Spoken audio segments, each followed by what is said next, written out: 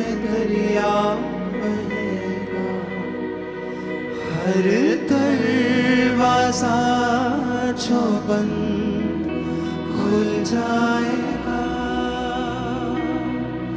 हर दरवाजा जो बंद। आज हेवन आपके हर बंद दरवाजे को खोल देगा, याद रखना ये बात।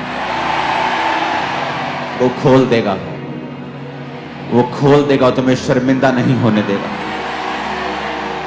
हर दरवाजा जो बंद खुल जाएगा, सहरा में एक राह बन जाएगा, सहरा में भी एक राह बन जाएगा।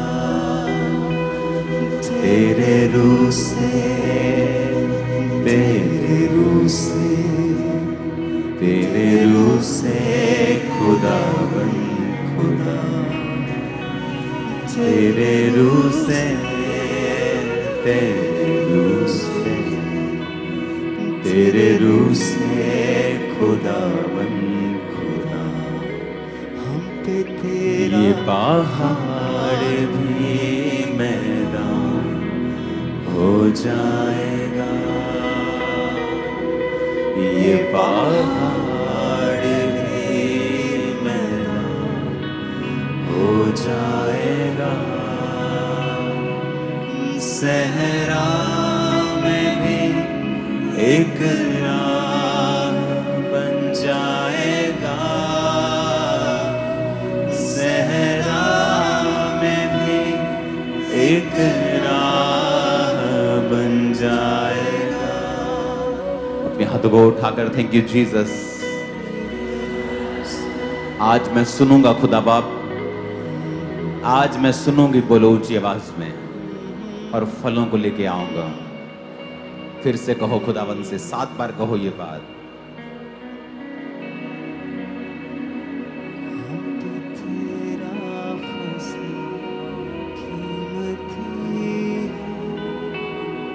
कुछ नहीं है जो मुमकिन नहीं,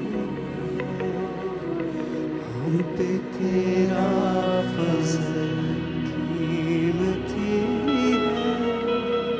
कुछ नहीं है जो मुमकिन नहीं, कि तेरा फज़ल कीमती है। कुछ नहीं है जो मुमकिन नहीं, गुलशन भी सामने से हट जाएगा।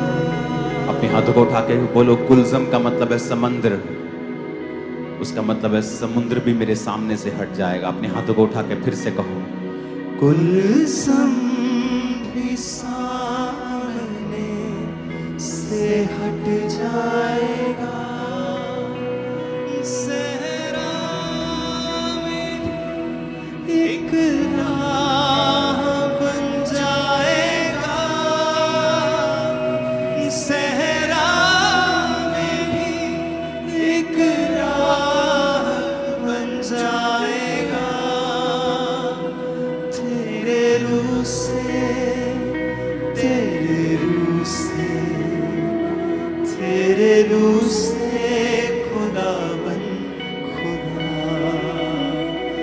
तेरे रूह से। अपने हाथों को उठाओ, उसकी हीलिंग पावर हमारे बीच में है राइट नाउ,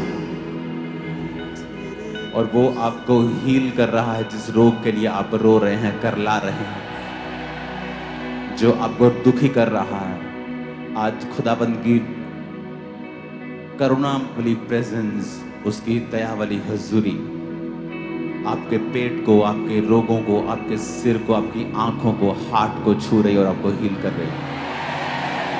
एक काम नया तू करेगा, बियाबान में दरिया बहेगा।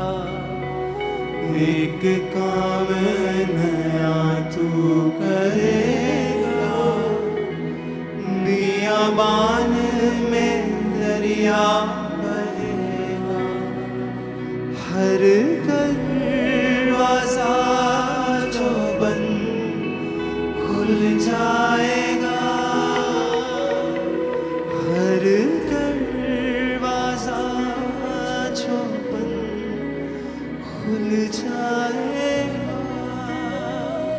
सहरा में भी एक राह बन जाएगा, सहरा में भी एक राह बन जाएगा। अपने हाथों को उठाओ, आपके मेंटल टॉर्चर को जो शैतान करता था वो खत्म हो रहा है। याद रखना, इस महीने से दिसंबर आने तक आप फाइनेंशियली कहीं अधिक लेवल, ऊंचे लेवल पे होंगे। वो आपके बंधनों को तोड़ेगा। जब उसने लाजर को मरे हुओं में से जिलाया, उसी तरह से उसने आपको आत्मिक मुर्दों में से जिलाया है। लेकिन जब आत्मिक मुर्दों में से उसने आपको जिलाया, जिस तरह लाजर की पट्टियों को उसने खोला था, वो आपके बंधनों को भी आज खोल देगा पूरी रीति के साथ। जो कोई आज के वचन को मानेगा और इस वचन पे चलेगा, मेरे परमेश्वर का आत्मा उसकी जिंदगी में एक बड़ा काम करके उसको ऊंचा करेगा, और मेरे परमेश्वर का आत्मा उस पर फेवर देगा और उसको अपनी भलाई दिखाएगा। अपने हाथों को उठाकर प्रभु यीशु मसीह के सामर्थी नाम में हम मांगते हैं, आमीन। ऊंचा ये आशीष हमारी है चर्च। फिर से 7 बार आमीन बोलो और आशीष को रिसीव करो।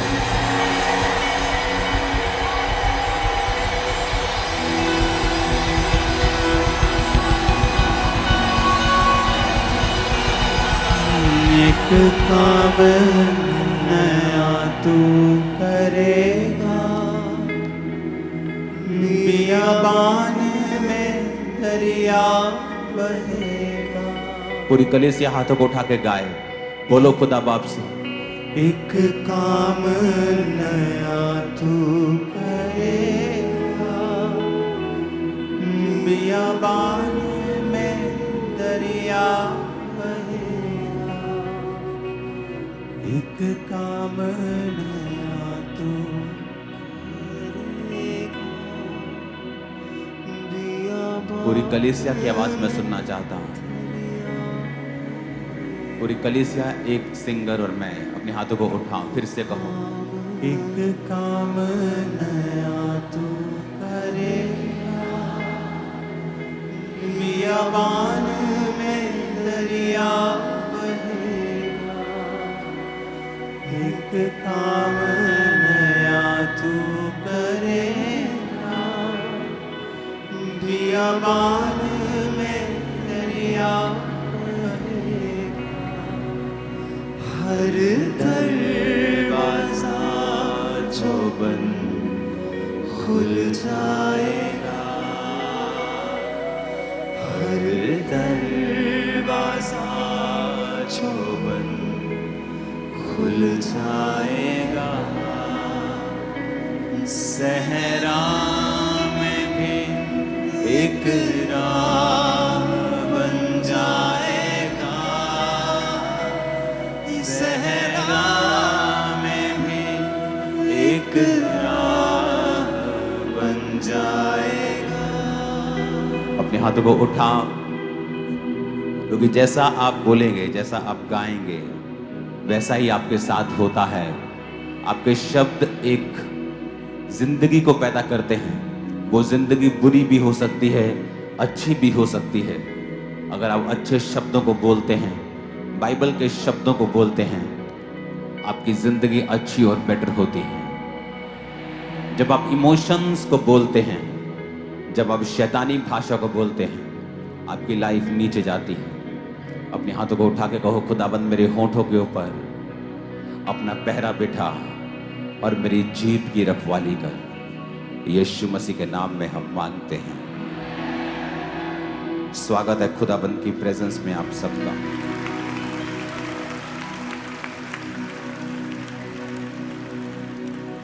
एक बच्चा जब छोटा होता है, अपने पड़ोसी को बोलो ध्यान से सुन। हालेलुया। एक बच्चा जब छोटा होता है, 2 साल का, 3 साल का, 1 साल का, और जब वो अपनी मां के पास आता है, और इशारों इशारों में बात करता है, रोता है किसी चीज को लेके, यहाँ करता है। उसकी माँ को झट मालूम होता है कि इसको ये चीज चाहिए। वो बोल के नहीं बोल सकता उसे भूख लगी है, लेकिन उसकी माँ जब वो रोता है या कुछ करता है, एक्शन करता है, तो उसकी माँ को मालूम होता है इसे भूख लगी है। तो उसकी माँ समझ जाती है। वो बोल के नहीं बताता, रो के बताता है, बैठ जाओ अभी, वचन के बाद। तो उसकी मां समझ जाती है इसको क्या चाहिए। लेकिन जब वो बच्चा 18 साल का हो जाए, 15 साल का हो जाए और बड़ा हो जाए, आप इमेजिन करो वही इशारे जो वो छोटे होते करता था, अपनी मां से फिर जाके ऐसे ही करे, आपको कैसा लगेगा? अपने बाप को वही इशारे जाके करे, रोए, कैसा लगेगा आपको? अच्छा लगेगा मां को? बोलो माओ, चंगा लगेगा? न्याणा हले भी 18 साल का यही करे, रोवे अगे आके दसे ना कि रोटी चाहिए, कि बनैन चाहिए, कि पेंट चाहिए, कि की चाहिए, पैसे चाहिए। हाँ, चंगा लगेगा? एक समय होता है आप प्रभु के सामने एक छोटे बच्चे की तरह होते हैं। आप रोते हैं, आपको अच्छी तरह से प्रार्थना करनी भी नहीं आती, तो भी आपकी वो प्रेयर सुन लेता है, आपको हील कर देता है, आपको चंगाई दे देता है, अभी आपको प्रार्थना करनी इतनी नहीं आती, अभी आप आत्मा में यही कर रहे हो, प्रभु तू मेरी सुनता क्यों नहीं, प्रभु तू मैनू चंगा क्यों नहीं करता, प्रभु जी मैनू छू लो, प्रभु मैनू चंगा कर दो, बच्चे वाली प्रार्थना। लेकिन जब आप बड़े हो जाते हैं, आप 3 साल से बड़े हो जाते हैं, आत्मिक 3 साल से, आपको बपतिस्मा लिए 2-3 साल 4 साल हो जाते हैं, आप मसीह में बढ़ने लगते हैं, आपको चर्च जाते हुए 4, 5, 6, 7 साल हो चुके हैं।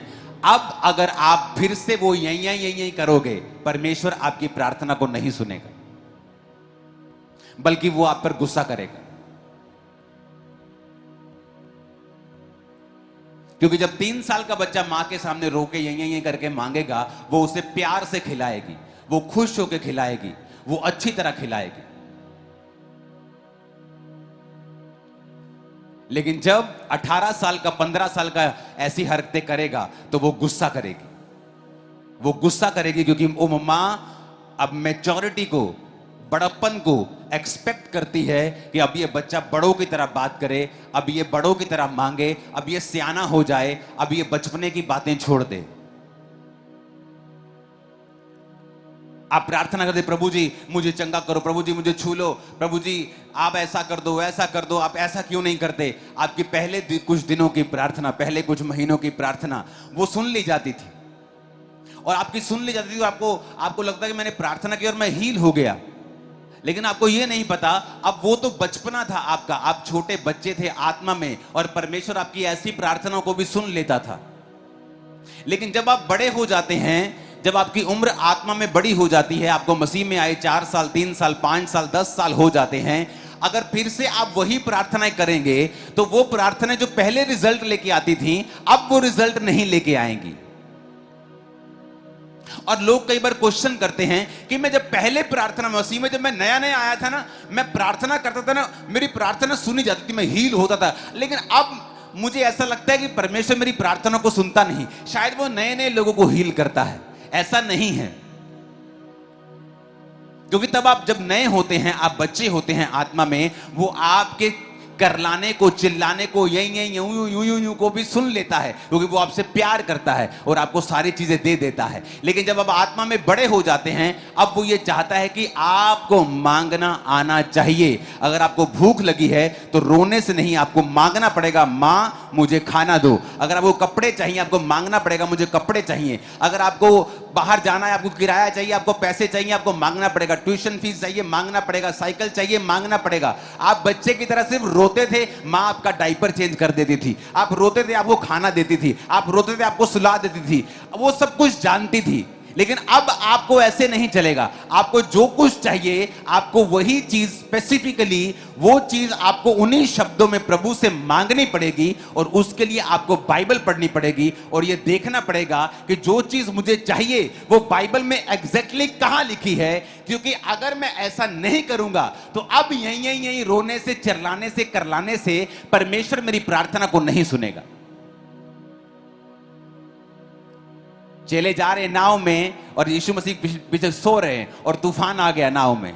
तूफान आ गया, सब नाव जब डूबने लगी, पानी भरने लगा। जब तूफान एक्सट्रीम चला गया तो चेले आके परमेश्वर को उठा के कहते हैं, प्रभु तेनू चिंता नहीं साडी, तेनू चिंता नहीं सी, तू सो रहे हैं परमेश्वर, तेनू चिंता नहीं सी, मर रहे हैं। परमेश्वर उठे और आप जानते हैं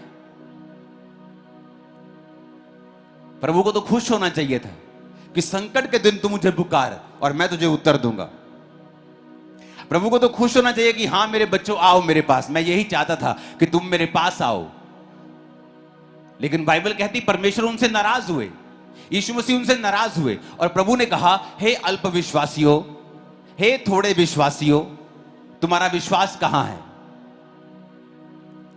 आप सोच सकते हैं कि उन्होंने तो प्रभु को पुकारा है, कोई शारीरिक मदद के लिए नहीं पुकारा, उन्होंने प्रभु को गाली नहीं निकाली, प्रभु को उठाना भूल नहीं गए, पुकारना नहीं भूले, लेकिन फिर भी परमेश्वर उनसे नाराज हुआ। और बाइबल कहती परमेश्वर उठे और कहा उस पानी को शांत रह और थम जा। लिखा आंधी थम गई और पानी शांत हो गया। यानी परमेश्वर ये चाहते थे कि अब चेले जो बड़े हो गए हैं, आत्मा में बड़े हो गए हैं, मैच्योर हो गए हैं, वो खुद उस पानी को डांटें और खुद उस हवा को डांटें और उन्हें शांत और थम जाने के लिए बोलें। और प्रभु यीशु मसीह एक जगह जा रहे थे तो वचन कहता है, क्योंकि आज मैं आपको वचन जो दे रहा हूं थर्सडे का सेकंड पार्ट है, तो थर्सडे का कुछ हिस्सा मैं आज आपको दूंगा, बाकी आपको थर्सडे की मीटिंग में से सुनना पड़ेगा और उसके बाद मैं सेकंड पार्ट में चलूंगा। यीशु मसीह जा रहे हैं, बाइबल कहती है, और रास्ते में यीशु मसीह को भूख लगी और पेड़ के पास वो गए, और जब पेड़ में फल नहीं था परमेश्वर ने कहा आज से तेरा फल कोई ना खाए। और यीशु मसीह चले गए। जब वापसी आ रहे थे सभी चेले और प्रभु यीशु मसीह के साथ, तो चेलों ने कहा प्रभु देख, अभी 24 घंटे भी नहीं हुए, जिस पेड़ को तूने श्राप दिया था जड़ तक सूख गया है। पत्ते नहीं सूखे, जड़ तक पूरा पेड़। लकड़ी जब सूख जाती है उसका कलर चेंज हो जाता है, पत्तों का तो कलर दिखता है, लकड़ी का भी दिखता है जब पेड़ पूरा सूख जाता है।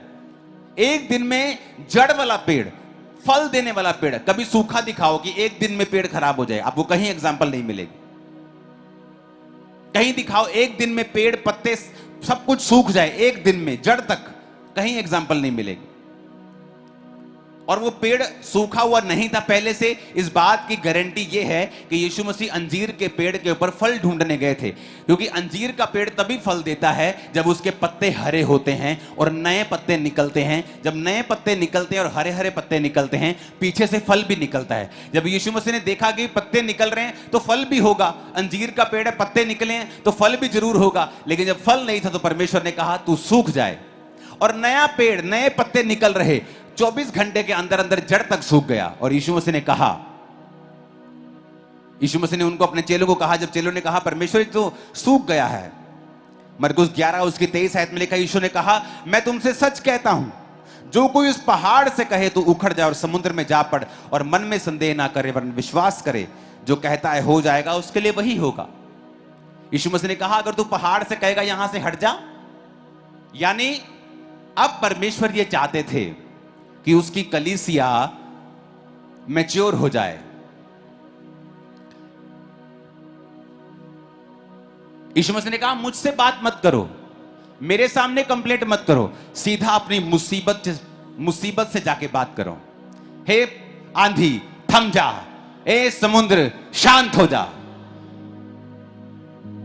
तुम मुझसे कंप्लेंट कर रहे हो अपनी बीमारी के बारे में, क्या तुम नहीं जानते कि मेरे कोड़े खाने से तुम चंगे हो चुके हो? तो प्रभु अब मैं क्या करूं? अपनी बीमारी से बात कर कि उसके कोड़े खाने से मैं चंगा हो चुका, तू यहां क्या कर रही है, तू यहां क्या कर रहा है, चल भाग यहां से यीशु मसीह के नाम। और कहता क्या कर, संदेह ना कर, समुद्र से बात कर, खुदा के पास मत जा कि प्रभु इस समुद्र को तू हटाता क्यों नहीं, इस पहाड़ को तू हटाता क्यों नहीं। परमेश्वर ने कहा पहाड़ से बात कर, डायरेक्टली अपनी मुसीबत से बात कर, बीमारी से बात कर, शैतान से बात कर, कर्जे से बात कर, तेरी बात को वो सुनना पड़ेगा उनको। अब रोते रोते आते हैं प्रेयर लाइन में, मेरे ऊपर डिले का आत्मा काम करता है, मैं जो भी काम करता हूं डिले हो जाता है। तो तेरे शब्द कहां हैं? तो तेरे शब्द कहां हैं? बोल सुबह सुबह उठ के कि डिले का आत्मा मेरी जिंदगी में कभी काम नहीं कर सकता। आज से मैं सुपरनैचुरल स्पीड में आगे बढ़ रहा हूं, परमेश्वर मेरे साथ है, आज से खुदाबंद का फेवर मेरे साथ है और मैं आगे जा रहा हूं। कहां रहेगा डिले? वो मर जाएगा, वो शर्मिंदा हो जाएगा, तुम्हारी जिंदगी और बिजनेस को छोड़ के चला जाएगा इन जीसस नेम। परमेश्वर ने जब मूसा को लाठी दी, मूसा को अधिकार दिए, सामने साथ समुद्र और पीछे थी फिरौन की सेना, और मूसा भागा भागा गया परमेश्वर के पास। ए प्रभु जी, परमेश्वर यहोवा, मैं तेरे नाम की दुहाई, प्रभु कहता चुप कर, क्यों मेरे नाम की दुहाई दे रहा है तू? हम सोचते हैं यार हम तो परमेश्वर के पास आए हैं, हम तो प्रभु के नाम की दुहाई दे रहे हैं, प्रभु नाराज हो रहा है। यहोवा पिता ने कहा क्यों मेरे नाम की दुहाई दे रहा है? तेरे पास जो छड़ी है उसे समुद्र के सामने लेके जा और उसे दो भाग कर दे। तेरे पास अधिकार है, क्यों तू उनका इस्तेमाल नहीं कर रहा है? तेरे पास मैंने वचन दिए हैं, तेरे मुंह में सामर्थ है, तेरे शब्दों में ताकत है, क्यों तू उनका इस्तेमाल नहीं कर रहा है?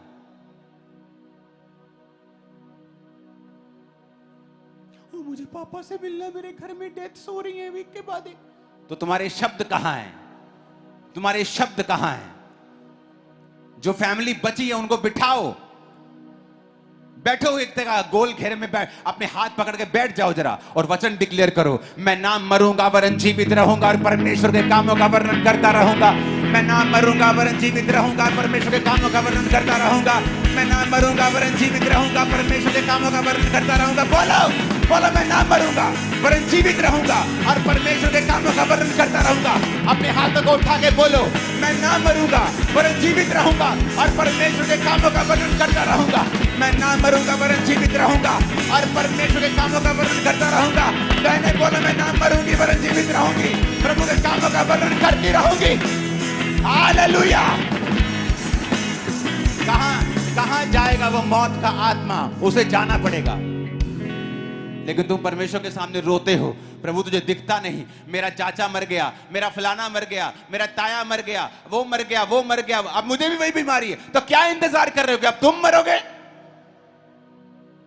किस चीज का इंतजार कर रहे हो तुम लोग? मरने का?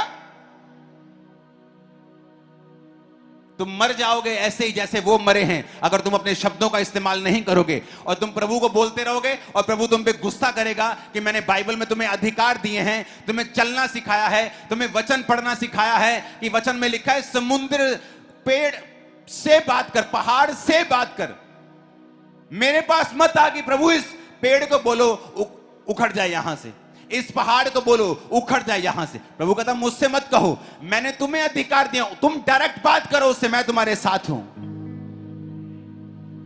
डिले से बात करो, बीमारी से बात करो, हड्डी से बात करो, बिजनेस से बात करो। दुकान पे जाते हो, अपने गल्ले को खोलो और बोलो आज से तू ब्लेस है और तेरे अंदर हमेशा ब्लेसिंग ही होगी, तू हमेशा ब्लेस ही रहेगा, ये दुकान ब्लेस। बोलो, देखो क्या होता है। हालेलुया। और जब तक तब तक बोलो जब तक रिजल्ट नजर ना आने लग जाए,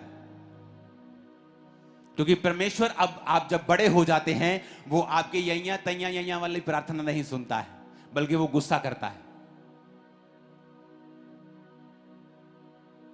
नया नियम में यीशु मसीह ने गुस्सा किया, तुम्हारा विश्वास कहां था? उसने नहीं कहा ओ मेरे चेलो आओ और उन्हें जप्फी डाली और बगा, ओ मैं तुम्हारे संग हूं, मत डरो, देखो अब मैं क्या, देखो मैं अब मैं क्या करता हूं। जीसस ने कभी ऐसा इमोशनल नहीं किया उनको, बल्कि डांटा, क्यों मुझे पुकार रहे हो? तुम्हारे अधिकार कहां हैं? क्या तुम नहीं जानते मैंने तुम्हें पावर दी है? जब दुष्ट आत्मा को निकालने के लिए परमेश्वर ने उनको भेजा था, क्या तुम नहीं जानते मैंने तुमको अधिकार दिए हैं? तुमने क्यों नहीं बोला आंधी को थम जा? तुमने क्यों नहीं बोला समुद्र को शांत रहे? तुमने खुद क्यों नहीं कहा? तुम मुझसे आके क्यों लड़ रहे हो? तुम मुझसे मेरा सिर क्यों खा रहे हो?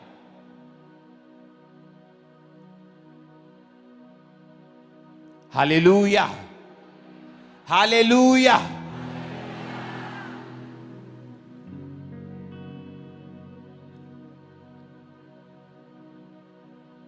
रोमियो 10 उसकी 9 आयत को फिर से पढ़ेंगे।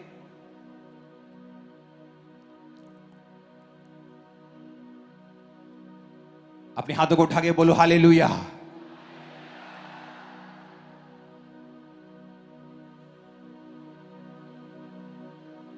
आप मेरी बात समझ रहे कि नहीं? आप बात क्यों नहीं कर रहे हैं अपनी मुसीबत से? आपका जो बेटा बिगड़ा हुआ है, आप प्रार्थना में शब्दों को क्यों नहीं उसके ऊपर रिलीज कर रहे हैं कि यीशु के नाम में मैं देखती हूं, आप अपनी आत्मा में मेरा बेटा बदल रहा है, यीशु के नाम में वो बदल रहा है, यीशु के नाम में वो नशों को छोड़ रहा है, खुदावंद का आत्मा उसे छू रहा है। आप क्यों नहीं बोलते? अभी तक आप बच्चे बने हुए हैं। जब एक 18 साल का बेटा, 18 साल का बच्चा, बेटी डायपर लगा के अपनी मां के सामने जाएगी तो मां खुश नहीं होगी। और बेटे के बोले टॉयलेट जा, तू डायपर क्यों लगा के बैठा है? और बच्चा बोले नहीं मुझे अभी डायपर में ही करना है, तो मां खुश नहीं होगी। लेकिन अगर बच्चा डायपर में ना करे सुसु तो मां दुखी होती कि बेटा डायपर में करना है, ऐसे बेड पे नहीं करना है। फर्क देखो, उम्र का फर्क है। लेकिन आपको अभी भी डायपर चाहिए, अभी भी आपको दूध चाहिए, आपको अन्न नहीं चाहिए, क्योंकि अन्न आपको पचता नहीं है। इसको आधा करके इधर ईश्वर की भी खोलेंगे साथ में। ये 2 मिनट में मैं आपको समझाऊंगा, उसके बाद मैं सेकंड पार्ट में चलूंगा।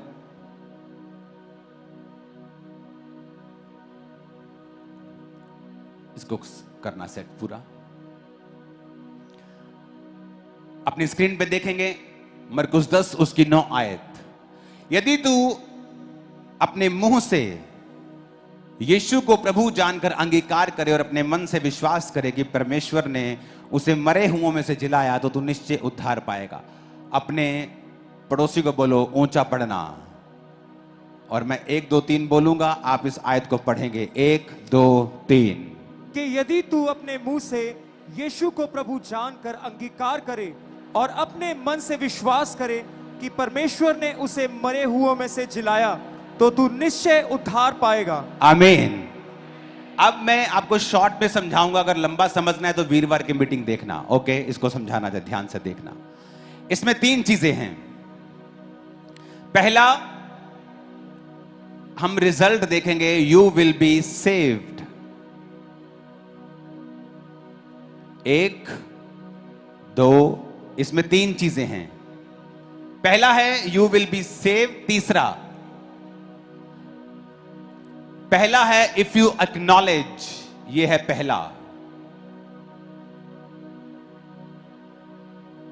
कन्फेस विद योर लिप्स, अपने मुंह से अंगीकार करना, ये है दूसरा। प्रभु ने कहा अगर तू एक्नॉलेज करे, सेकंड कन्फेस करे, तो तू सेव होगा।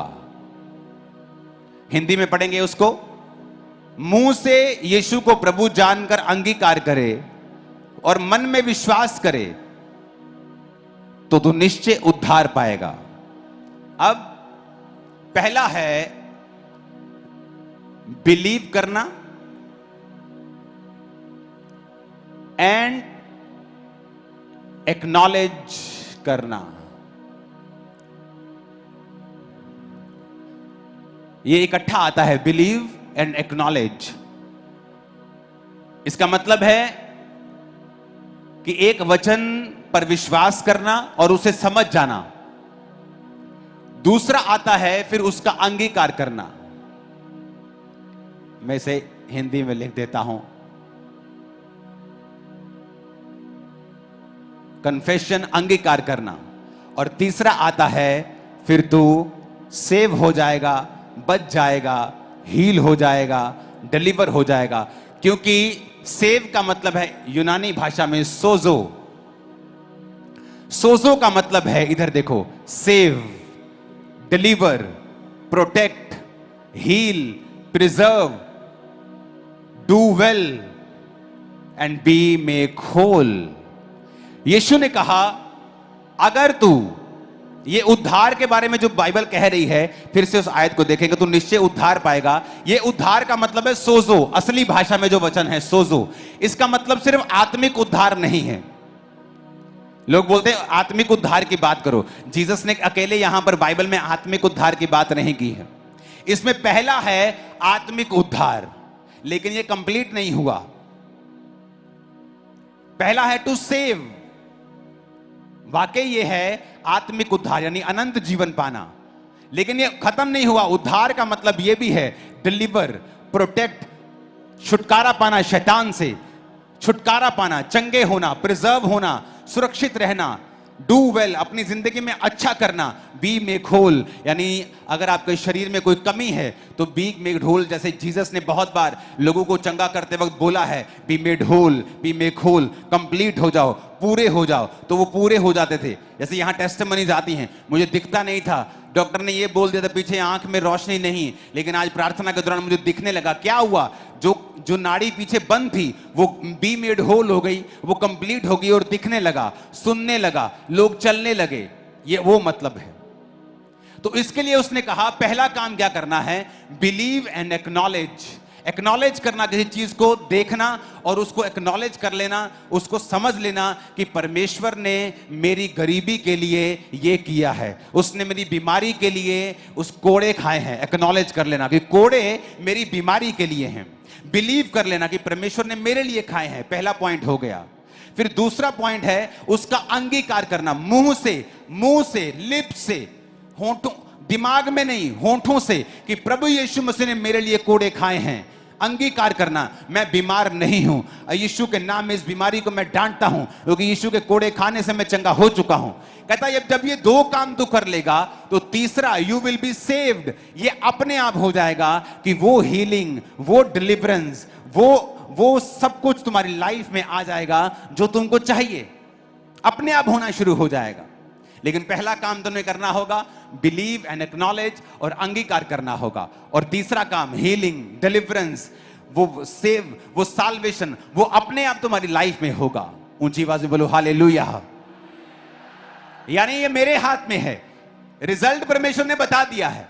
कहता है you will be saved, you will be healed, you will be delivered. तो डिलीवर होगा, हील होगा, सेव होगा, प्रोटेक्ट होगा, अच्छा करेगा, डू वेल। पर कहता क्या करना होगा? Acknowledge and believe. पहले ध्यान देना होगा वचन के ऊपर, बिलीव करना होगा, और सेकंड पॉइंट अंगीकार करना होगा। थर्ड, रिजल्ट आएगा अपने आप तेरी लाइफ में। ऊंची आवाज से बोलो हालेलुया। अब इसमें दो चीजों का हमें ध्यान देना है। इसको हटा दो, सोजो वाले को।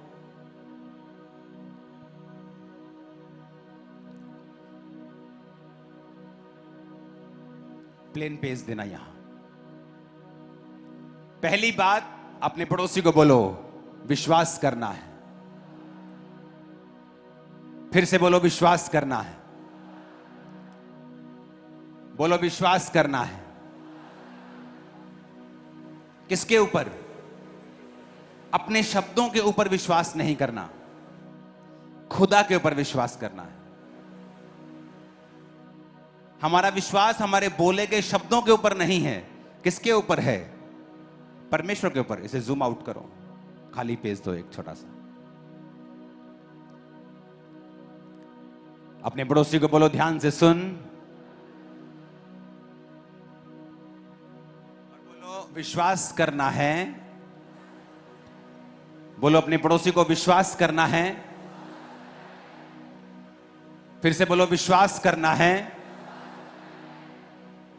शब्दों के ऊपर नहीं, परमेश्वर के ऊपर। तो पहला काम जो आपने करना है, अगर आप चाहते हो कि परमेश्वर आप पर दया करे, तो पहला काम जो आपने करना है वो करना है फेथ इन गॉड। फेथ प्रभु पे रखना है, शब्दों के ऊपर नहीं। सेकंड, आपको परमेश्वर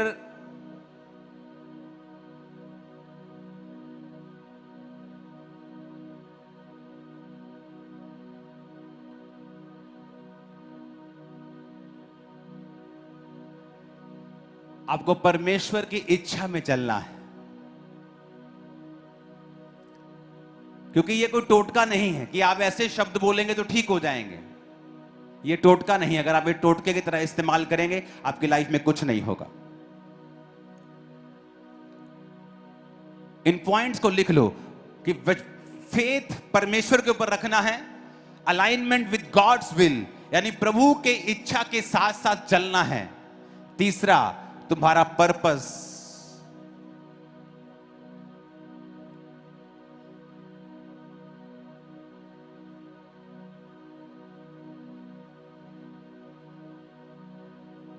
तुम्हारा purpose should be God's glory. तुम्हारे जो पर्पस है, तुम्हारा मांगने की जो मोटिव है, मांगने का मकसद है, वो प्रभु की महिमा होना चाहिए। हन्ना ने कहा, प्रभु अगर तू मुझे बेटा देगा मैं तेरे भवन में दे दूंगी। पहले भी मांगती थी, रोती थी, खाना नहीं खाती थी, बड़ा कुछ करती थी, लेकिन प्रभु देता नहीं था। लेकिन जब उसने प्रभु की महिमा के लिए कुछ मांगा तो परमेश्वर ने उसको बेटा दिया और उसके बाद उसको और बेटे और बेटियां भी दी। कहते मेरी बात को समझ रहे हैं? तो जब आप इस वचन को पूरा कर रहे होंगे कि मुझे एक्नॉलेज, विश्वास करना है, वचन पहचान लेना है जो मुझे बोलना है, वचन को पहचान कर विश्वास करना, दूसरा अंगीकार करना, तीसरा रिजल्ट है जो अपने आप आ जाएगा। लेकिन उसके साथ साथ मेरी लाइफ साइड पर कैसी होनी चाहिए। अब आपको कोई जाके बोले कि जिम जाना, 3 सेट ये मारना, 3 सेट ये वाले मारना और 3 ये वाले मारना, बॉडी बन जाएगी। वो बात तो ठीक कर रहा है, लेकिन साइड साइड में आपकी पर्सनल लाइफ में आपको क्या खाना है, कैसे सोना है, ये भी बताया जाता है। अगर आप वो पूरा नहीं करते तो ये भी चीज पूरी नहीं होती। तो साथ साथ में परमेश्वर ने कहा मुझ पे विश्वास करना, वचनों के ऊपर नहीं, जो तुम बोल रहे हो अपने शब्द, मुझ पे विश्वास करना, मेरी इच्छा के साथ चलना और तुम्हारा मकसद मेरी महिमा होना चाहिए। ऊंची आवाज से बोलो हालेलुया। अब हमें यह बात समझ लेनी चाहिए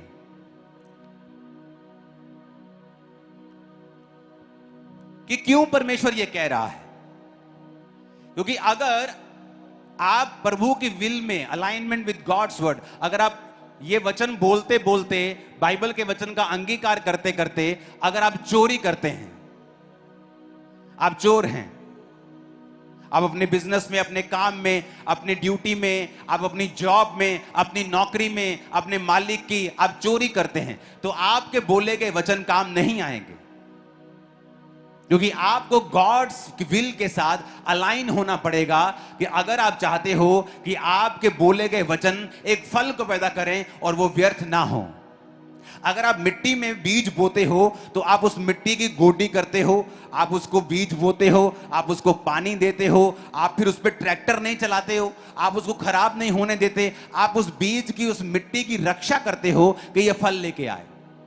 उसी तरह से आपके बोले गए वचन बीज हैं, आप जब बोलेंगे वो आएंगे, फल आएगा, लेकिन आपको अपने बोले गए बीजों की, अपने बोले गए वचनों की रक्षा करनी पड़ेगी। और रक्षा होगी आपके चरित्र से, आपके कैरेक्टर से। अगर आप गाली निकालने वाले व्यक्ति हैं, आपके बोले गए शब्द कभी भी फल नहीं लेके आएंगे जो आप परमेश्वर में बोलेंगे। आप अगर व्यभिचार में हैं, आप कभी भी परमेश्वर के उस प्रभाव को, उस ग्रेस को अपनी लाइफ पर कभी नहीं देखेंगे, चाहे आप परमेश्वर के घर के पुलपट के ऊपर क्यों ना खड़े हों। तो अलाइनमेंट विद गॉड्स विल ये बहुत इंपॉर्टेंट है। बाइबल कहती है, एक पिक्चर को जो मैंने आपको भेजी वो यहां हम देखेंगे। इस पिक्चर को बड़े ध्यान से देखना। ये हमें एक चीज दिखाती है। ये जो आपके सामने हम देख रहे हैं, मैं आपको इसका एक हिस्ट्री बताता हूं। दूसरा राजा में उसके 25 बाप में लास्ट समय आ गया था।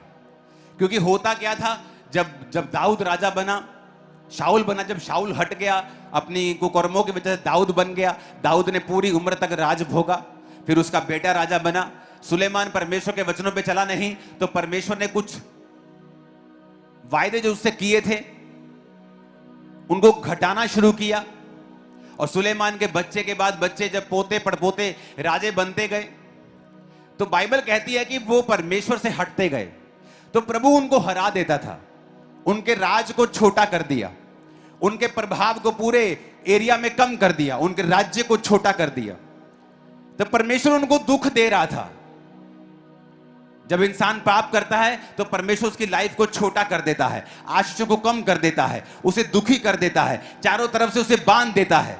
पर वो दिखाने के लिए होता है कि मैं तेरी लाइफ में देख क्या कर रहा हूं, अब तुझे सुधरना पड़ेगा, और जब तू सुधर जाएगा मैं फिर से वही बरकत तेरी लाइफ में दे दूंगा। लेकिन वचन कहता है कि वो राजे सुधरे नहीं, और जब आप लगातार आप परमेश्वर के वचन को डिक्लाइन कर देते हो, उसको आप निराधार बनाकर अपनी लाइफ से फेंक देते हो और प्रभु की योजनाओं पर आप मन नहीं लगाते, तो फिर परमेश्वर ने फैसला किया अब मैं बड़ी सजा इनको दूंगा। वो क्या थी? परमेश्वर का भवन जो सुलेमान ने बनाया था, उसमें से सोने चांदी के बर्तन, पीतल से भरा हुआ, सोने चांदी से भरा हुआ पूरा यरूशलेम की महिमा, परमेश्वर ने एक राजे को भेजा और उस राजे ने अपने उस यरूशलेम को घेर लिया।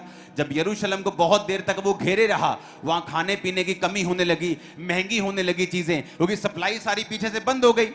जब बंद हो गई तो वो राजा हारने लगा, और बाइबल कहती है कि नबूकदनेस्सर ने जाके सारा कुछ खत्म कर दिया, परमेश्वर का भवन भी खत्म कर दिया, उसके सारे बर्तनों को ले लिया। और ये परमेश्वर ने किया, शैतान तो टच भी नहीं कर सकता था, प्रभु ने किया। और एक बड़ी सजा देकर उसकी महिमा को, उस शहर की यहूदियों की महिमा को मिट्टी में मिला दिया, राजा की महिमा को मिट्टी में मिला दिया, क्योंकि उसने परमेश्वर के वचन की ओर ध्यान नहीं दिया था।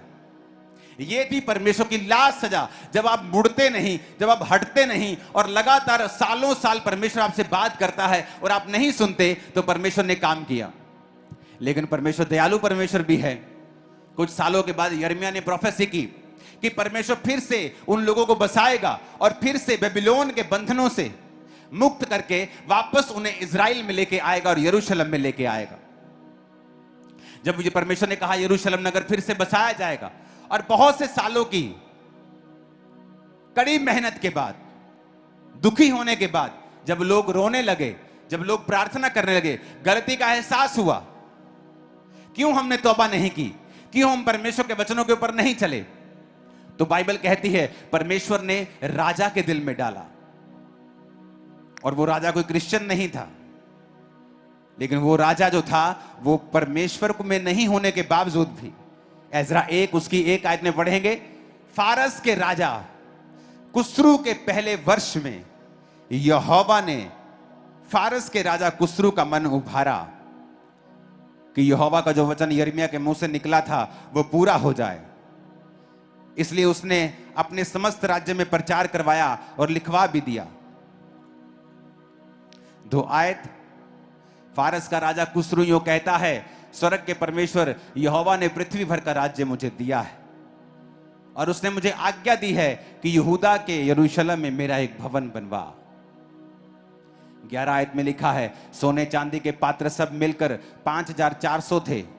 इन सबों को शेबस्सर उस समय ले आया जब बंदी बेबीलोन से यरूशलेम को आए।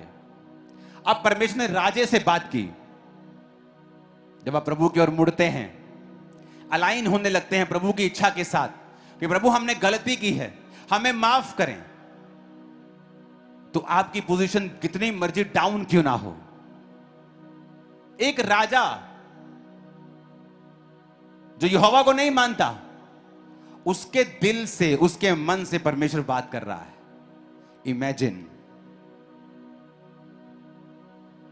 इमेजिन करो, किसी देश का प्रधानमंत्री क्रिश्चियन नहीं है, लेकिन उसके दिल में आ रहा है कि यहां पर परमेश्वर का बड़ा भवन होना चाहिए। और किन लोग, कौन लोग जो उसके बंधुए हैं,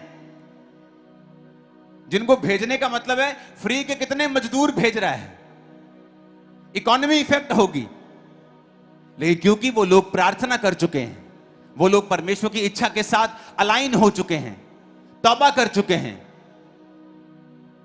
तो वो हम गीत गा रहे थे ना, एक काम तू नया करेगा, बियाबान में दरिया बहेगा। वो बियाबान में दरिया बहने वाली बात है कि राजे को परमेश्वर कह रहा है मेरा भवन बनवा, और बंधुए जो हैं वो चले जाएं, सोने चांदी के 4000 बर्तन, लाखों करोड़ों रुपए का माल, कहता ले जा शेबस्सर, ले जा, जा अपने यरूशलेम में जा और यहोवा का भवन बनवा। जबकि कितने यहोवा से नफरत करने वाले लोग राजा के आसपास रहते थे। हो सकता है राजा के कई स्पेशल मंत्री परमेश्वर से नफरत करने वाले हैं, लेकिन फिर भी परमेश्वर ऐसा काम कर रहा है। क्यों? क्योंकि इंसान तौबा कर चुका है। वो परमेश्वर की अलाइनमेंट, इच्छा के साथ अलाइन करने के लिए, प्रभु की इच्छा में चलने के लिए अपने मन को तैयार कर चुका है। तो परमेश्वर राजाओं के मनों को बदल रहा है। हालेलुया, ऊंची आवाज से बोलो हालेलुया।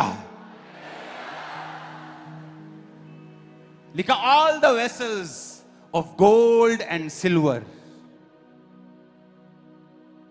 वर 5400।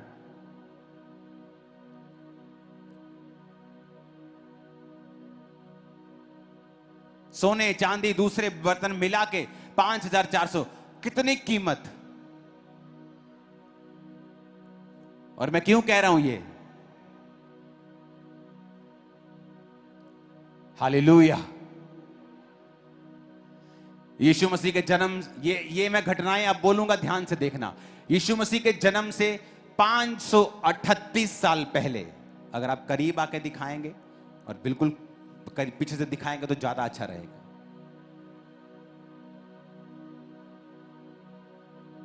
राजा ने डिक्लेयर किया कि ज्यू जो हैं यहूदी यरूशलेम में जाएं और अपने भवन को बनाएं।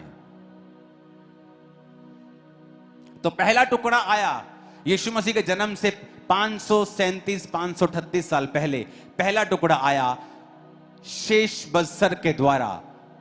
वही 9 आयत 11 आयत जहां पर लिखा है शेशबज्जर ने वो 5400 बर्तन लेके वो यरूशलेम को चला गया।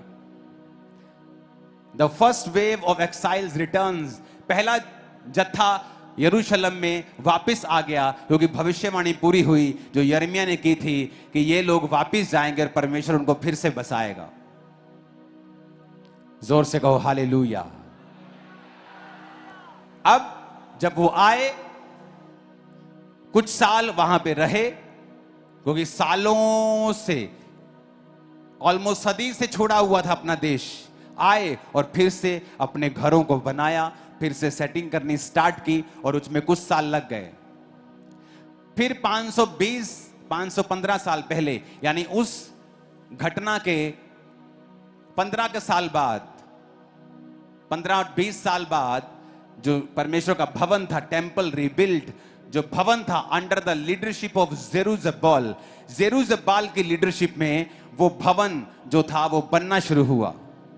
जो मैंने आपको पिछले संडे बताया था कि लोग उसका विरोध करने के लिए आए, पहले मिलने के लिए आए कि हमें भी भवन बनाने के लिए ले लो। उन्होंने नहीं लिया, बहुत विरोध हुआ, लेकिन वो विरोध काम नहीं आया और एंड में भविष्यवाणियां करते रहे परमेश्वर के नबी उसके लिए। और वो सेकंड भवन जो था यीशु मसीह के जन्म के 515 साल पहले, जब वो यानी 538 साल पहले आए थे, यानी थोड़े सालों के बाद 20-25 साल के अंदर अंदर वो भवन कंप्लीट हो गया। उसके काफी सालों के बाद फिर एज्रा वहां पे पहुंचा। स्क्राइब था वो, यानी एक शास्त्री था।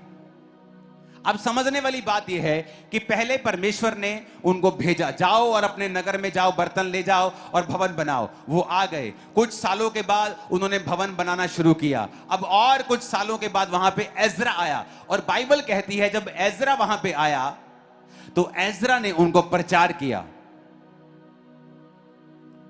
एज्रा ने परमेश्वर के वचन की, जिसको तोरा बोलते थे पुराने भाषा में, उसको प्रचार किया। क्यों? एज्रा ने बताया कि बेटियों, तुम्हारे पूर्वज जब इज़राइल में रहते थे बड़े मजबूत थे, बड़े बड़े राजा उन्होंने मार दिए, बड़े बड़े काम किए, शैतान कभी काम नहीं कर पाता था।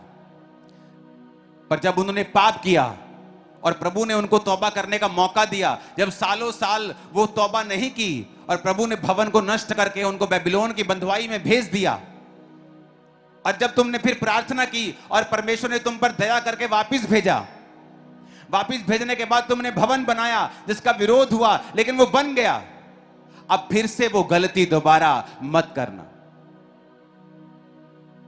क्योंकि एजरा जानता था, प्रभु जानता था कि अगर ये अपने कैरेक्टर को नहीं सुधारेंगे ये फिर से उसी मुसीबत में आ जाएंगे। जब एजरा आया तो उसने कहा, तुम जितने यहूदियों ने अन्य जातियों से शादियां की हैं अलग हो जाओ, तुमको अलग कर दिया जाता है। एजरा कोई बहुत लव्ड इंसान नहीं था, लोग उससे नफरत भी करते थे। क्यों? क्योंकि वो लोगों के पाप के ऊपर बोलता था। अगर किसी ने गलत शादी की है तो वो खत्म कर देता था, उनको शादियां खत्म फिनिश कर देता था। उसका कितना विरोध हुआ होगा कि तुझे क्या लेने देना है हमारी शादियों से, तुझे क्या लेने देना है हमारी पर्सनल लाइफ से। कितना हेट किया होगा, कितनी उसके खिलाफ युद्धबंदी की होगी, कितनी उसके खिलाफ पॉलिटिक्स हुई होगी। आज लोगों को चर्च में कोई दो लोग कुछ बोलते, कहते पॉलिटिक्स हो रही, मैं जा रहा हूं। जहां परमेश्वर का काम हो रहा है वहां शैतान भी काम करने की कोशिश करता है। लेकिन एजरा अपनी बात से हटा नहीं, और वचन कहता है यीशु मसीह के जन्म से 450 साल पहले एजरा आया और उसने सारे वचनों को बोला, लोगों ने सुना, लोगों ने माना भी। यीशु मसीह ने कहा 38 साल के रोगी को चंगा करके, फिर से पाप मत करना, फिर ना ऐसा ना हो भारी मुसीबत तेरे पे आ जाए। एजरा भी यही कह रहा था कि यरूशलेम बना, भवन बना, ढह गया, तुम बंधुआई में चले गए, अब वापिस आए हो दुखी होकर, फिर से प्रभु ने महिमा दी है, अब फिर से पाप मत करना। इसलिए परमेश्वर ने कंप्लीट भवन बना दिया पर यरूशलेम को पूरा नहीं किया। उसकी चार दीवारी और फाटक अभी भी जले हुए थे, अभी भी टूटे हुए थे। कई बार परमेश्वर आपकी लाइफ में काम करता है, आपको दो चीजें चाहिए, आप बीमार थे, आपको हीलिंग चाहिए, आप कर्जे में बंधनों में हैं, आपको छुटकारा चाहिए। आप जब भवन में आए, प्रभु ने आपको चंगा कर दिया, अब आप जाते प्रभु मुझे छुटकारा दे, प्रभु कहता नहीं बे, तेरे को छुटकारा नहीं चाहिए, तेरे को पहले अब वचन चाहिए। क्योंकि अगर तुझे छुटकारा भी मिल गया, हीलिंग भी मिल गई, फाइनेंस भी मिल गया और वचन तुझे पता नहीं, तो वापिस अपनी पुरानी लाइफ को जिएगा और ये चीजें दोबारा 7 गुना होकर बुरी होकर वापिस आएंगे। तो परमेश्वर ने कहा इससे पहले कि इससे एजरा के 12 साल बाद, 13 साल बाद नेहेम्या आया।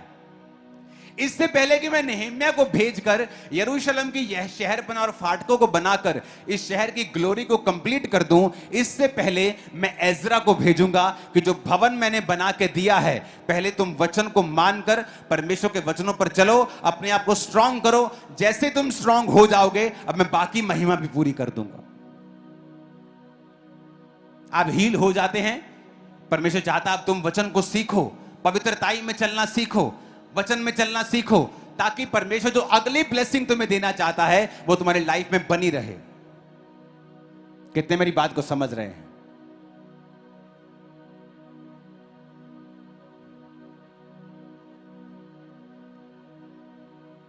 ऊंची आवाज में हालेलुया बोलो।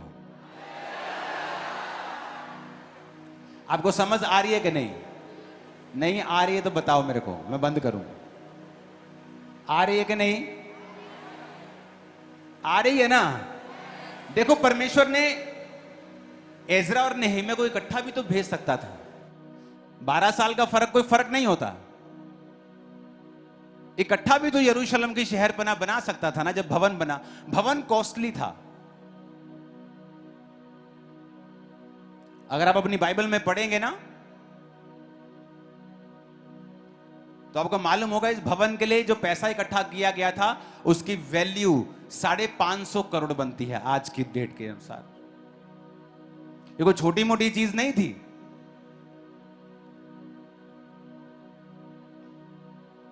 और कौन बना रहे हैं? मजदूर बंधुए।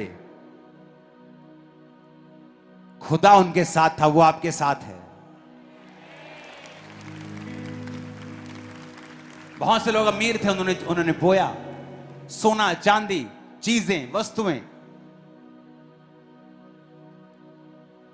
परमेश्वर ने कहा नेहम्याह को भेजने से पहले मैं एजरा को भेजूंगा, और एजरा को भेजा। यीशु मसीह के 538 साल पहले उसने राजे से बात की। उसी साल, 1 साल बाद लोगों ने वापस आना शुरू किया बर्तनों के साथ। उससे 15-20 साल बाद वो बिल्डिंग, वो खुदावंद का भवन बनना शुरू हुआ जेरुब्बाबेल के नेतृत्व में। उससे बहुत साल बाद एजरा आया और उसने कहा अब तुम्हें ऐसा करना होगा। जैसे एजरा ने अपना काम कर दिया, नेहम्याह आया और उसने सारे यरूशलेम की महिमा को कंप्लीट कर दिया। आपको हील कर दिया प्रभु ने, अब उसके वचन पे चलो, क्योंकि जो अगला काम वो करेगा आपकी महिमा को स्ट्रॉन्ग करके आपको खड़ा कर देगा, आपकी लाइफ को कंप्लीट कर देगा। कितने मेरी बात को समझ रहे हैं? प्रभु वेट करता है कई बार कि आप सुधर जाओ। उसने आपको एक चिन्ह दे दिया, आपकी लाइफ में चंगियाई दे दी, आपको प्रूफ कर दिया वो जीवित है। पर उसके बाद अब वो चाहता है अब आप वचन को सीखो। लोग रोते थे जब वचन एजरा बोलता था। बड़े बड़े सुधार किए एजरा ने। जब सुधार हो गए, खुदा ने नेहम्याह को भेजा।